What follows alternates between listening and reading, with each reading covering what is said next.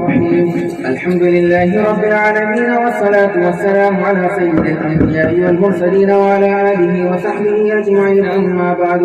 فإن أصدق الحديث كتاب الله، وأحسن الهدي هدي محمد صلى الله عليه وسلم، وخير الأمور عوازمها، وشر الأمور محدثاتها، وكل بدعة ضلالة، وكل ضلالة في النار. وبالسند المتصل منا إلى الشيخ الإمام الهمام ولي الدين محمد بن عبد الله الخطيب التبريزي يقول: جميع الطلاب للصف السادس من مشكاة المصابيح حدثنا الأسطاب المفتي محمد هاشم القاسمي، والأسطاب المفتي عبد الحكيم المظاهري، والأسطاب المفتي محمد يوسف القاسمي، والأسطاب المفتي محمد أطرى الله القاسمي. قال: حدثنا الشيخ رياسة علي البجنودي قال: حدثنا فضيلة الشيخ القاري محمد طيب رحمه الله قال: حدثنا علامة أنور شاه الكشميري قال: حدثنا شيخ الدين محمود حسن الديوبندي قال: حدثنا محمد قاسم النانوخي قال: حدثنا الشيخ عبد الغني المجددي قال: حدثنا الشيخ محمد إسحاق الدهلي قال: حدثنا الشيخ عبد العزيز الدهلي قال: حدثنا الشيخ مصطفى الهند شاه ولي الله المحدث الدهلي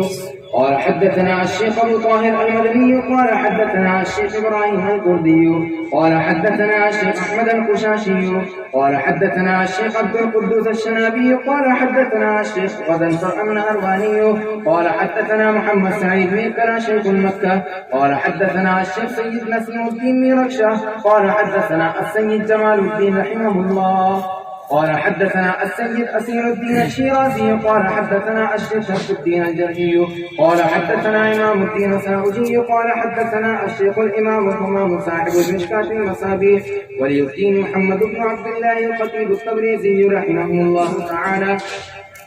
عن معاوية بن قرة عن أبيه قال: قال رسول الله صلى الله عليه وسلم: إذا فسد أهل الشام فلا خير فيكم، ولا يزال طائفة من أمتي منصورين لا يضرهم من خذلهم حتى تقوم الساعة. قال ابن المديني: هم